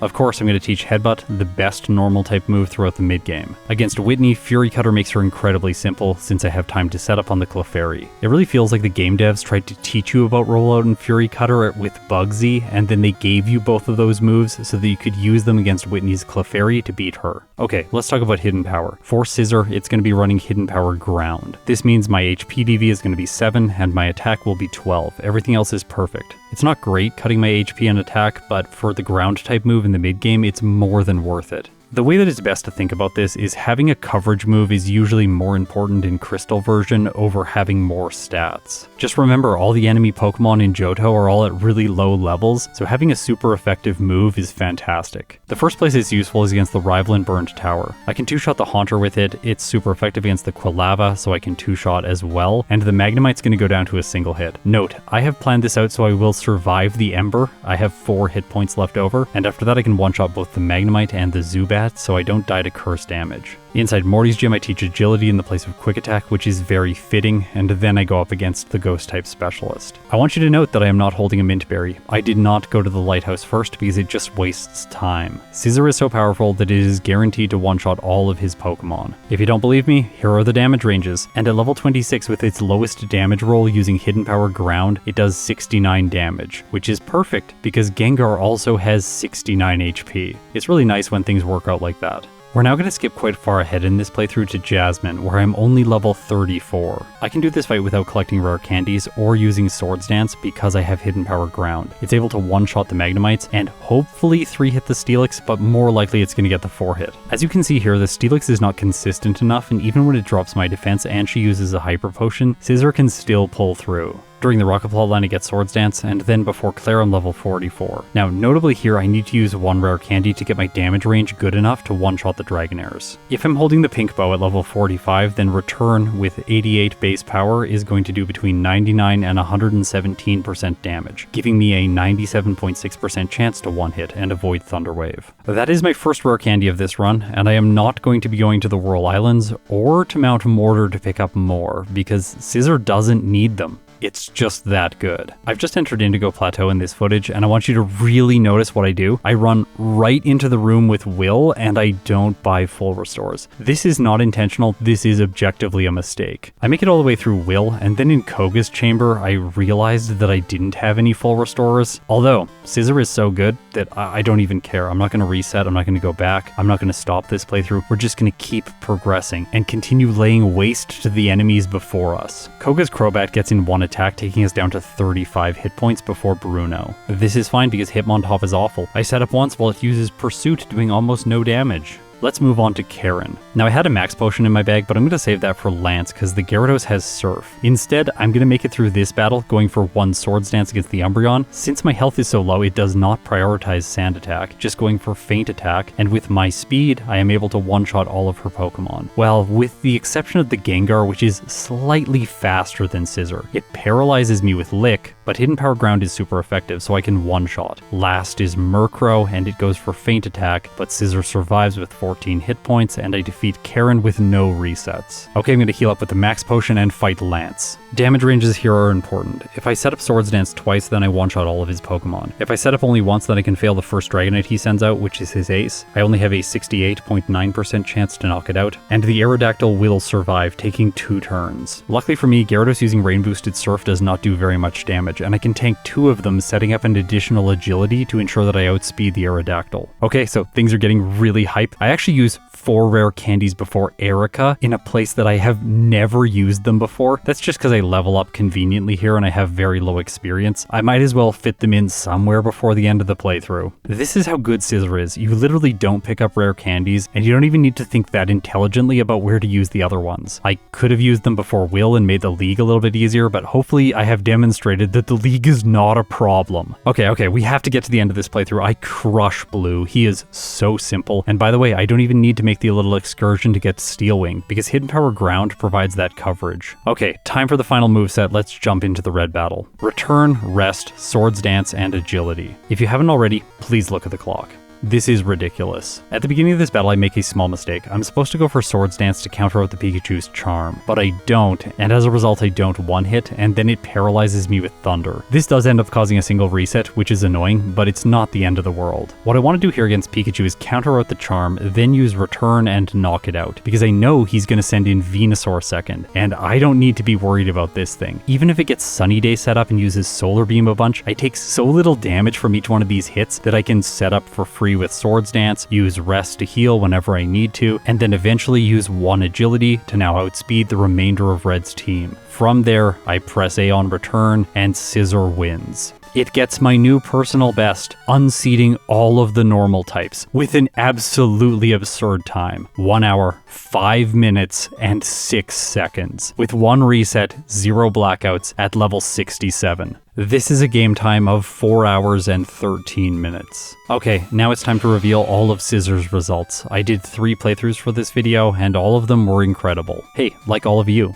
Looking at the timelines, the first playthrough was by far the worst, which is to be expected, but then the second playthrough and the third playthrough were both very close. And that's the reveal. The second playthrough was also a personal best. In both of its follow-up runs, Scizor was able to beat Furret's final time. I think during Furret's video I made a good case as to why it's very easy to play. Yeah, Scizor is even easier than that. Here are all of its final results. Playthrough 2 was 1 hour, 7 minutes, and 8 seconds. That's with 4 resets. Like, this thing is absurd. It still finished at level 67, that was my planned level, but its game time was also 3 minutes higher than its final time. So the question left remaining is, will Scyther be able to keep pace? Can it possibly still achieve a lower time when compared with its evolution? Right now it doesn't seem like the answer is going to be yes, but I urge all of you to hang on. Scyther's early game is very similar with Scizor's, but with lower defense and lacking the steel type, it's so much more frail against Abe. Because of this, I have to do additional training in Sprout Tower to level it up more before I go into Faulkner's gym. I tried playing at lower levels. It is possible, but I don't like it. I think it's far better for Scyther to just eat a little bit of time, invest in training in Sprout Tower, and then come to the gym at level 10. This gives me a roughly 2 in 3 chance of two-shotting Abe's Spearow, which is pretty good. Although Faulkner is actually the trainer that I'm most worried for, the Pidgeotto ordinarily is going to take 4 hits to knock out. In this case, I get a critical hit because of focus energy, so it only takes 3. But if I hadn't been lucky, then it would have just barely survived its last gust and been able to finish it with Quick Attack. Okay, Swift is still needed. Of course, the rival has a Quilava, and I need to contend with it. Bugsy isn't a problem, so let's just go right to the rival fight. This one is not nearly as difficult. Scyther is so much better here. So comparing these two Pokemon, it really does feel like Scizor actually has the worse early game, whereas Scyther is a little bit superior. Although it has a slower Faulkner, from there things are just much easier. But the rest of the playthrough does not continue in this way. Unlike Scizor, which gets unleashed after Rival 2, Scyther continuously has problems that it has to manage very precisely. Whitney, for example, is one of these trainers. I take damage from the Clefairy, accounting for about 1/3 of my health, and then I can just barely survive Rollout at level 20 and 2-shot with Fury Cutter. If I miss at all during this fight, it is most likely that Scyther is going to lose. choice. Just like with Scizor, I'm running Hidden Power Ground. I think it is superior for both of these Pokemon. It solves the rival as a threat in Burned Tower like it did for Scizor, but again, my weakness to him is much less pronounced. Morty is the opposite case. While I'm still able to one-hit all three of his weak Pokemon, the Gengar is not a guarantee. Scyther only has a 33% chance to one-hit the Gengar, but since its chance of using Hypnosis is so low, I didn't feel it was worth it to go to the Lighthouse first to get the Mint Berry. Chancing this fight is going to be the fastest choice, and that's what I do here. Luckily, no resets, I can proceed with the playthrough and absolutely stomp the mid-game with Wing Attack. Inside Price's gym, I fight some trainers, these two borders by the entrance. They have Dugong on their team and give pretty good experience yields. I'm trying to get Scyther to level 37 as fast as possible. Before Price, Jasmine, or Chuck, whichever one you're going to fight last, it is possible to collect a total of 5 rare candies, and I'm going to do that with Scyther. This way, when I use them, I can level up and get Swords Dance before I face Price. This isn't required, but Aurora Beam, which does 23 to 27% damage, followed by Blizzard, which does 39 to 47% damage, is a little bit sketchy, and I didn't want to give him the chance of freezing me or lowering my attack stat. Instead, just set up Swords Dance once and then sweep his team. I needed to collect the rare candies anyway because Scyther needs Swords Dance for Jasmine. Hidden Power Ground is going to 3-hit her ace. Remember, she's going to use a Hyper Potion when it falls below 50% health, and with Rock Throw doing more than a third each turn, I can't let that happen. Instead, I want to set up Swords Dance and then knock the Steelix out with 2 hits. Okay, so no resets so far. This is really good. Are you ready for a big time skip? We're going to jump to Karen because everything else is irrelevant for Scyther and it's basically the same story as Scizor. Remember, I'm a higher level because I've used more rare candies, so these trainers are even easier. I thought showing the Dark type specialist made sense since she's caused so many problems, but in this case she lets me get set up using Feint Attack on Umbreon, and I only need 1 turn of it. After that I sweep everything, including the Gengar because Scyther is faster. So time for Lance, and this one is also easier with Scyther because I don't need to worry about setting up my speed with agility. I can just sweep after getting to +4 and defeat the champion. Blue is next, and you can see here with my root file I was experimenting around with using Steel Wing against him, but then when playing the run I realized why not just use Hidden Power Ground? Yeah, it makes sense. I only need +4 and then I can one-hit his entire team. Even though Scyther's frail, it's not frail enough to get knocked out by the Pidgeot, which is quite frankly awful. It does Wing Attack twice, which is nice for me because then I can demonstrate to you that I am going to survive. And now it is time for Red. I'm going to use 4 rare candies before this fight, leveling Scyther up to 68. I also skipped the Mount Mortar and the Whirl Islands candy because Scyther doesn't need them either. The final battle of the game is where these two really show how different they are. Scyther is fast, but it gets completely decimated by Pikachu's Thunders. Unless I leveled up far more, I am not going to be able to survive 1 hit. In this first battle against Red, it looks like I've resigned myself to the fact that I'm just waiting for a Thunder miss, but that's not entirely true. Thunder missing is one way I can win, but I can also win if the Pikachu uses Charm and misses with this move, or if a follow-up Thunder after Charm misses. With Scyther, I only need to get to +4, and then I can sweep his entire team with nothing else. Look at my moveset right now: Return, Swords Dance, Wing Attack, and Hidden Power. I don't have the standard Rest, Curse, we don't need any of that. In this case, a Thunder miss is what I need. Now, there is one damage range here that I need to successfully roll, and that is against the Snorlax. At level 68 with 2 turns of setup, I only have a 90.4% chance to knock it out. And I know I said only, like 90% is really good, but it is a bit annoying getting by the Pikachu with luck and then not knocking the Snorlax out and getting hit by Body Slam. And I do want you to note that for this damage range to work, I need to be holding the pink bow. If I don't have it, the Snorlax is a 40% chance to knock out and the Blastoise is a 54.5% chance. That felt unacceptable to me, especially with the luck that I require myself to have against the Pikachu. Still, Scyther pulls through after only 1 reset, and clocks in with a final time of 1 hour, 6 minutes, and 13 seconds. With 1 reset, 0 blackouts at level 69. This is a game time of 4 hours and 18 minutes. Here's the timelines for these 2 runs. Note I did do 4 Scyther playthroughs and only 3 with Scizor. The Steel type is just much more consistent, whereas the Flying type feels more intuitive in a first playthrough, at least for me, because I didn't realize that I should be keeping agility throughout the majority of the game and never using it until Red. Well, I do know that it had some utility against Lance, but the utility there was very minor. If we look at the game time by trainer, you can see that Scyther always has just slightly more game time in comparison with Scizor. I think this just comes down to the fact that it's not one-hitting quite as many Pokemon. It needs to do a few things a little bit earlier on than Scizor, like getting Swords Dance, and more turns setting up during battles means more time bled. But if we bring up the final results, it's clear that these two are both exceptional. Scyther is only 1 minute and 7 seconds behind Scizor. Okay, so I think it's time for the most hype moment of all time. Something I didn't anticipate at the beginning of this year. Bug types edging out the normal types at the top of the tier list. Now that we have thoroughly and extensively examined this entire evolutionary line, I think that I can rank these. Well, we haven't exactly thoroughly and extensively examined these Pokemon. We did Scyther and we did Scizor, but there's another member of this family. It's Cleavor, but it's not in this game. It was introduced to the series later on in Legends Arceus, all the way in Generation 8. So since it doesn't exist in Pokemon Crystal, I shouldn't hold myself to the standard of playing it as well. You know, if I constantly expand the scope of these videos, I'm just never going to be able to release anything, so I do need to call it here. Let's go to the tier list, and now with a thorough examination of this evolutionary line behind us, we are going to rank Scyther, and this just doesn't feel right. Okay, we're backporting Cleavor into the game. Let's do some more playthroughs and see how this thing plays. Like the other two, it has a unique typing, Bug Rock, and it is also going to get access to Swords Dance. Okay, brief reminder for everyone, get some water, take a break, grab a snack. These videos are long. I also took a break refreshing my voice. You will notice it's a little bit more bassy now because I've slept. Anyways, I'm ready to get into Cleavor. Let's talk about how I backported this Pokemon into Generation 2.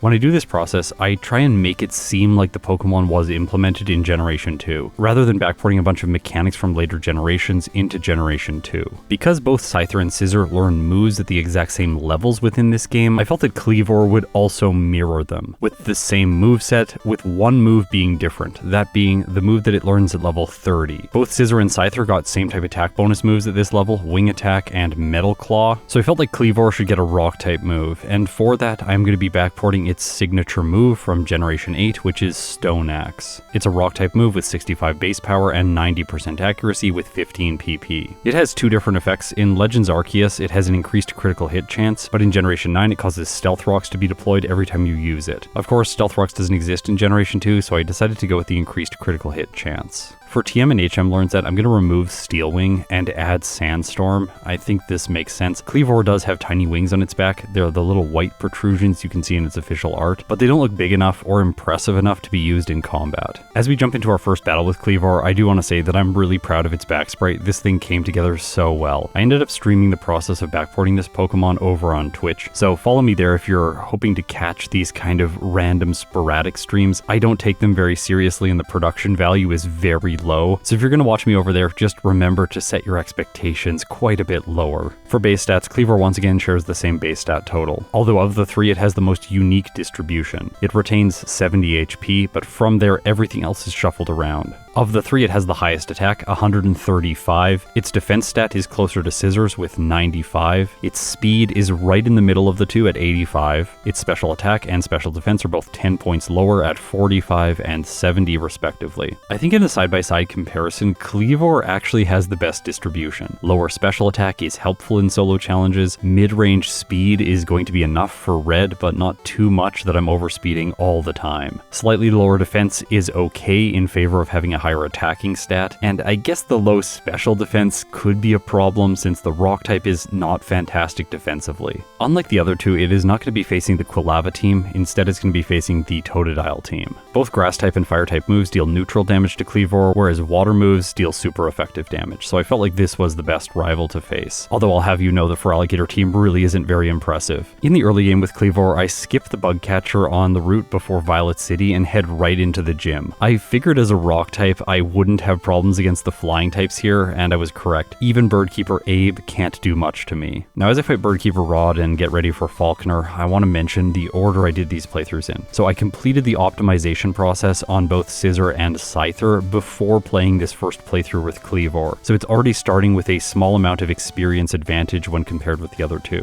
I'll have you know that I didn't intend to put it in this video originally, but after I sat with it for a long time, I just felt like I couldn't omit it. This experience differential is the reason that I'm going into Falconer at such a low level. I knew that it was possible with Scizor to do something similar to this, so I felt that Cleavor would be able to pull off the same thing. And with a higher attack stat, I was feeling very confident with this. Mudslap is annoying from the Pidgey, lowering my accuracy by 2 stages before I move on to the Pidgeotto. That said, I have a 60% chance to hit with every turn, and I still have my berry. Plus, Cleavor is only going to take 4 hits to knock out Falconer's ace, and he doesn't have any potions, so he can't heal. I take 5 damage every turn, unless plus the Pidgeotto crits, and it does twice in a row, which is really frustrating. Still, even with that bad luck, Cleavor is able to pull through and dispatch the first gym leader. Heading south, I battle only Ralph with his Goldeen for experience, and then in the cave, I teach Cleavor Swift. Inside Bugsy's gym, I face minimum Pokemon and minimum battles, so the twins by the entrance, and then this guy with his Paris. By the way, this thing is so annoying. It always lands Stun Spore on you, or some other status condition, like in this case, Poison Powder, and you have to use a full heal right after it to continue with the gym. Anyway, I'm not going to fight the guy with Beedrill today, instead skipping straight to Bugsy, because I'm not as worried about the rival. In this battle, you can see that my intuition led me a bit astray. Both Scyther and Scizor have a double resistance to Bugsy's Fury Cutter, whereas Cleavor only has a single resistance to it. That's because the rock type does not resist the bug type, and this always throws me off. It seems very unintuitive. Due to this, Scyther is able to stack up enough damage and knock Cleavor out. Although I really want everyone to pay attention to this final turn in battle, because I could have chosen Quick Attack and potentially rolled damage that's enough to knock out the Scyther, but I chose not to do it. So the loss here is just a player blunder. If I use Quick Attack, then I knock out the Scyther and move on to the Kakuna, which obviously can't do anything. Rival time, and I did not give the Croconaw enough credit. I can use Pursuit for the Ghastly, but then the Water type is doing way too much damage, and Swift just barely doesn't have what it needs to 3-hit. If it had, I would have won. In the next battle, I take time to set up Focus Energy to hopefully crit the Croconaw at least once. If I do that, then I'll knock it out. Although I don't, but in this case, the Croconaw just goes for Rage on its second turn in battle, which makes absolutely no sense. I assume the AI is rolling for this move with something other than damage, because it's a normal type move and I'm a rock type. Because of this AI blunder, I'm able to take the win. Of the three, this is definitely the bumpiest early game that I've had, but that's all coming down to the fact that I was really pushing for an excellent time. I teach Cleavor Headbutt in the forest, and then north of Goldenrod City I pick up the Rollout TM. This is one other difference I made with the move pools to give Cleavor a little bit more of a unique identity. So it learns this move rather than Steel Wing. Since this move gets the same type attack bonus and I picked up the Hardstone after I defeated Falkner, this move starts with an effective power of 49, which is fantastic. It allows me to 2-hit Whitney's Clefairy. The only problem is it can miss, and when it does, Whitney's Rollout is doing way too much, and that gives Cleavor its third reset. The thing is, if I just don't miss, then I'm going to completely destroy Whitney. I survive her first rollout and Miltank goes down. As this is my first Cleavor playthrough, I'm going to be using Hidden Power Dark, and then I'll come back and do a follow-up where I select my Hidden Power typing. I attempt to do the Kimono Girls, followed by the Burned Tower Rival, not going to the Lake of Rage or the Lighthouse. In the races that I've played on my Twitch channel with Steve M Plays and Speedrunner0218, I have really learned the fact that doing either of those two events before Morty is always slightly suboptimal. The only reason to do it is if you absolutely need it for damage ranges against the rival. I figured with Rollout I'd be able to squeeze through this battle provided I don't miss, but then I do against the Magnemite, so that's one reset. Then in the second battle, the Haunter does not go for Curse, instead choosing Lick, and it paralyzes Cleavor, so that's a fifth reset. Instead of continuing to try, I played safe and went to the Lighthouse next for additional experience. During the fight against Dennis, I level up to 25 over a damage rounding threshold, and then I head back to the Burn Tower Rival. So please, Rollout, just hit every turn. While we watch it miss over and over and over again, I'm going to mention the fact that Cleavor has learned agility by this point. I'm going to hold on to it because maybe I'll need it like Scizor did in its first playthrough. Finally, after a ridiculous number of resets here, Rollout stops missing, hits all of the rival's Pokemon, and Cleavor wins. In my solo challenges, I really don't like to use this move, specifically because missing like this and taking a bunch of resets is really painful. I had a total of 5 during this fight, which is so many. By far, Cleavor seems to be the most inconsistent in the early game, or maybe the least intuitive. I think inconsistent is probably the better word, just because it's relying on Rollout, which only has 90 base accuracy. Okay, Morty's next, and even if I could use Stone Axe, the accuracy wouldn't improve over Rollout, so I might as well just use this move at a lower level. I one-shot both the Ghastly and the Haunter, dodging Curse, which is perfect. Even if I miss against the Gengar, it's not the end of the world because I have a Mint Berry, but Cleavor doesn't. Inside the 5th gym, I level up to 30 and learn Stone Axe in the place of Fury Cutter. I figure I'll keep Rollout for a multi-turn move, Headbutt for the chance to flinch, and Stone Axe for same type attack bonus damage. This is by far going to do the most damage when I'm not targeting fighting types, so it's not immediately useful. Chuck's team is pretty bad, or I should say pretty inconsistent. Like Snowy says, he can win, but he rarely walls you. In this case, I flinch the Primeape type 2-shotting, and then against the Poliwrath, on the first turn, I flinch it as well. I don't get as lucky with my second hit, it uses Surf. This does a lot of damage. I wouldn't have survived 2, but I have enough damage to 3-shot, so Chuck is defeated. Okay, we're gonna jump to the Lake of Rage. This is the first time I use Stone Axe, and it's so satisfying. It just one-shots the shiny Gyarados with a critical hit. Excellent. You'd think that Magnemite guy might be a little bit annoying inside the Rocket HQ, but he's really not. Rollout does enough damage, and I just one-shot all of these things. I crit on the first turn, which admittedly did help,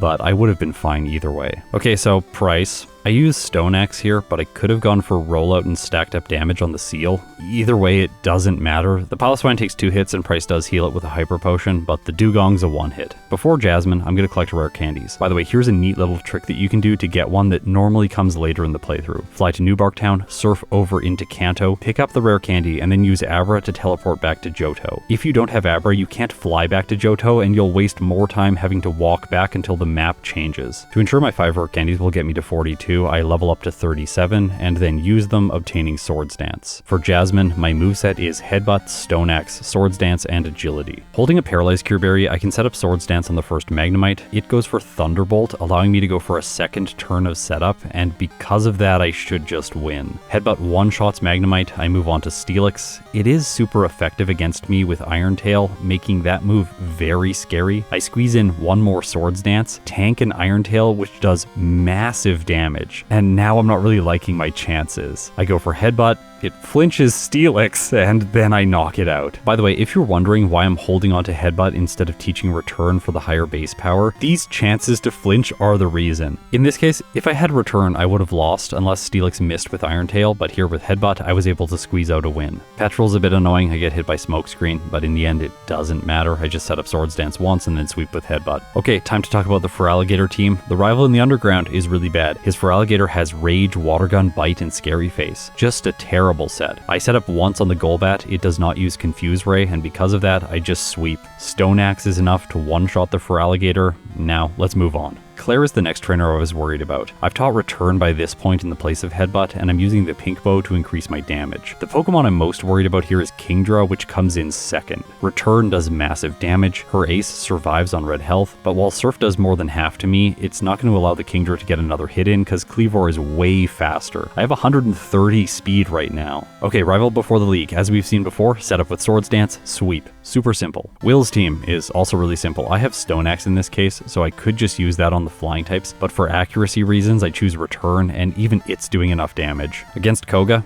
the Ariados, set up with Swords Dance, then win. For Bruno, he has fighting types, but the Hitmontop is terrible. Its only fighting type move is Detect. It has Dig, which deals neutral damage to Cleavor, but since it takes 2 turns, it's actually more incentive for me to set up with Swords Dance. I get to +4, and then I crush Bruno's team. The Onix is second, and I really want to bring up the fact that Return one-shots it. That feels really good. For Karen, I went into the battle slightly damaged so that Umbreon won't use Sand Attack, but what does it do? It uses Sand Attack. However, it misses, giving me a free Swords Dance, and from there, the remainder of her team is a sweep. Time for Lance. Now, Gyarados will do super effective damage to me using Surf. This actually causes it to not use Rain Dance on the first turn. I anticipate that it's going to set up Rain Dance on the second turn using Swords Dance one more time. I was correct, it does go for Rain Dance, and then I can sweep using Return. Notably here, Cleavor's speed stat is high enough to move first against the Aerodactyl, so I don't even need to worry against it. Although I did use Stone Axe just to ensure that I had the damage required to knock it out. Since the rival in Burned Tower, things have been going very well for Cleavor, and the good news continues against Blue because his Pidgeot is incompetent. By the way, I will note that this thing knows Whirlwind, but it uses this move so infrequently that I don't even need to waste time depositing my HM users. Once it goes down, I move on to the Rhydon, which does take 2 hits with Return. Unlike Onix, it's able to survive, but Rockslide does less than half to me, and once it's fainted, the remainder of his team is outsped and one-shot.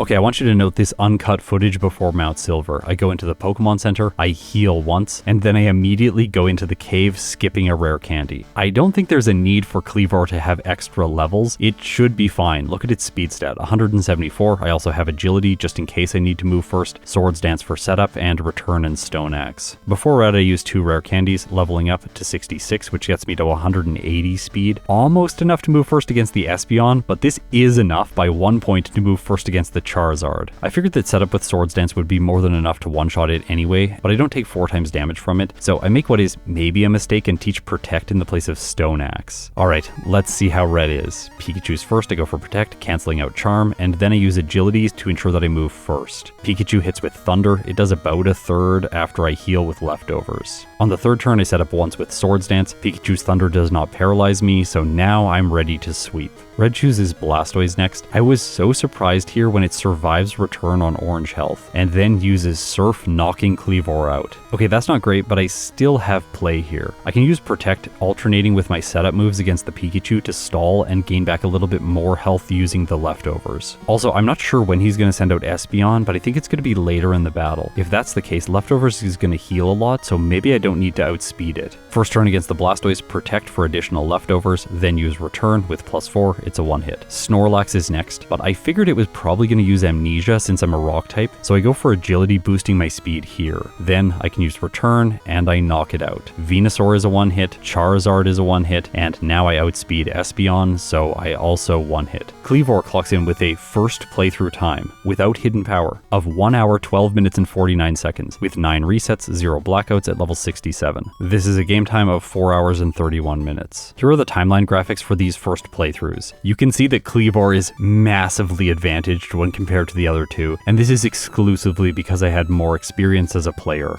Knowing that I could cut back on so many battles and solve problems in the late game with Agility really helped the rock type. You can see that most obviously here in the level by trainer graph. Cleavor starts the game at Falkner at a lower level, and then throughout almost the entire playthrough it is at a lower level, with one exception, Claire and Jasmine, because it was trying to get a higher level to get Swords Dance for that tricky battle. Beyond that, it is once again at a lower level all the way through until the end, and the slope of the final 2 trainers is lower just because I skipped rare candies when I didn't with the other 2. For the follow-up playthrough with Cleavor, I think the thing that makes most sense is running Hidden Power Ground. It gives me an answer for Jasmine and the Burned Tower rival. He was definitely the most difficult trainer in my first run. I once again fight Falkner at a very low level. This one was sketchy because it got taken all the way to -6 accuracy. Still, Cleavor is a beast, and it manages to win. Unlike before, I fight optional trainers before Bugsy, this Fire Breather inside of Union Cave, and then the trainer who can be mandatory with 2 bugs, as well as Benny with his Beedrill. Level 15 helps give me a 38% chance to 3-hit the Scyther, which I get in this run. And even if I didn't, I can use Quick Attack to finish it off reliably with this damage range. For Cleavor, the rival in Azalea Town is the battle that I'm going to be chancing. I only have a 25% chance to knock out the Croconaw in 3 hits, but remember, it can roll Rage, so if that happens, I will also win. A third path to victory is if I get a critical hit. I take 2 resets here, but then in the third I get a critical hit on the Croconaw, and that's enough to win. Against Whitney, don't miss with rollout. When I don't, I win. Luckily, no resets this time. For the rival in Burned Tower, I have Hidden Power Ground, allowing me to one-shot the Haunter. Headbutt 3 hits the Croconaw, just barely by the way, but then Hidden Power is able to one-hit the Magnemite. For Morty, I don't need the Mint Berry, so Cleavor doesn't have to backtrack.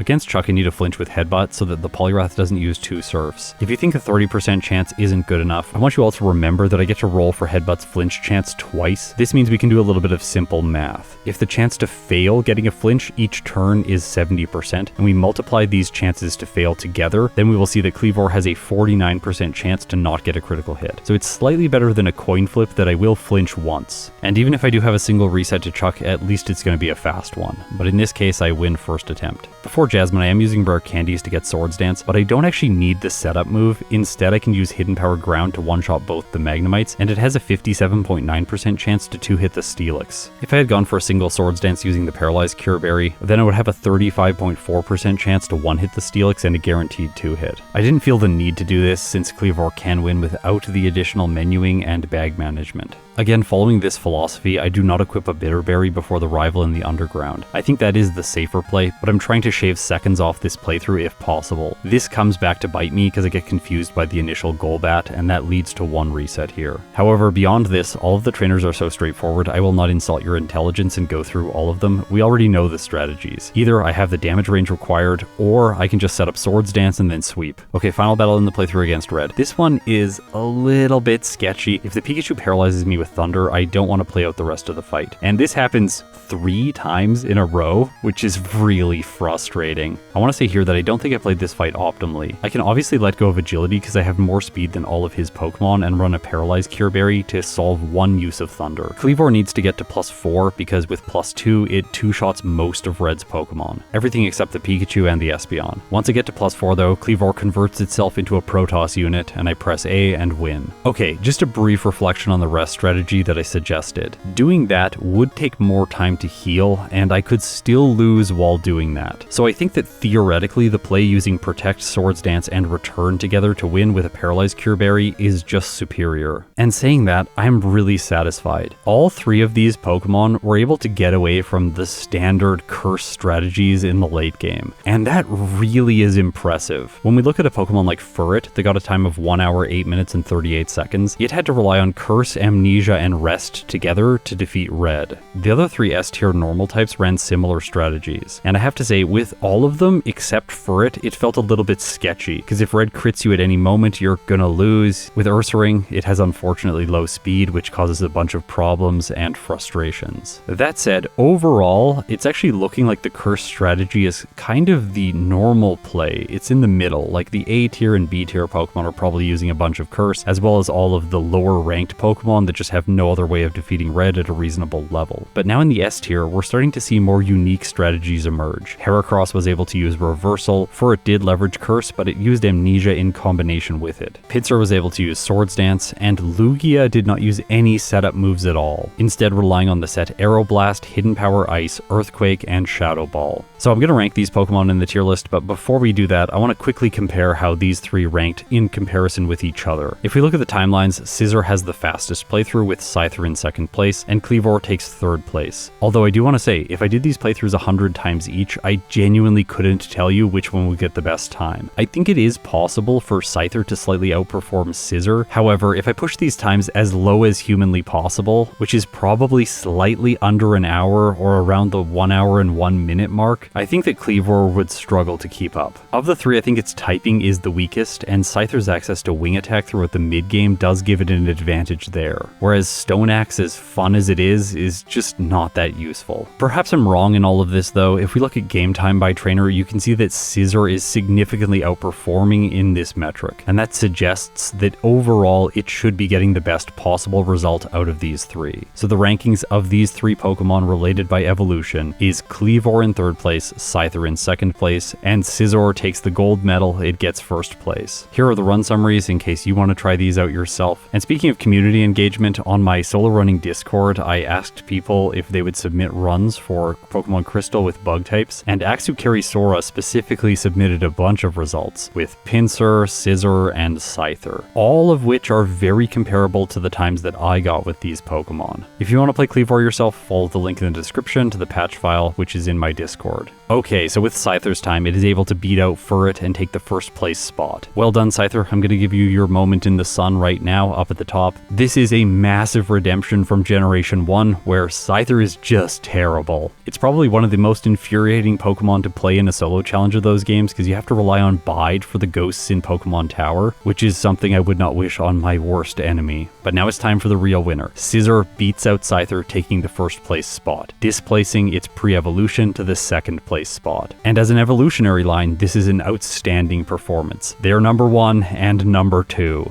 And while Cleavor was not able to beat out Furret, with only 2 playthroughs, it still has a time that's worthy of the 4th place overall in the tier list. Okay, please sit back and take this in. In the S tier, there are 5 bug-type Pokemon. Of the top 5 spots, 4 of them are bug types. This means right now that the bug type is the best typing I have used so far in Pokemon Crystal. The normal type Pokemon that I thought were so fantastic are starting to look a little bit worse. Although before the end of the year, I am going to play the game with some fantastic normal types. And I think at the end of all of that, Scizor and Scyther will be displaced. But we'll have to wait and see. Before then, we should balance things out for the bug type and play the game with some that are just not quite as good. And by that I mean much worse. So coming up as the 3rd and final part of this series, I am going to be playing the game with Ariados and Ladian. If you support me on Patreon or through YouTube memberships, thank you so much. It means the world to me and my team. If you've made it this far, you're incredible. I'll see you in my next video.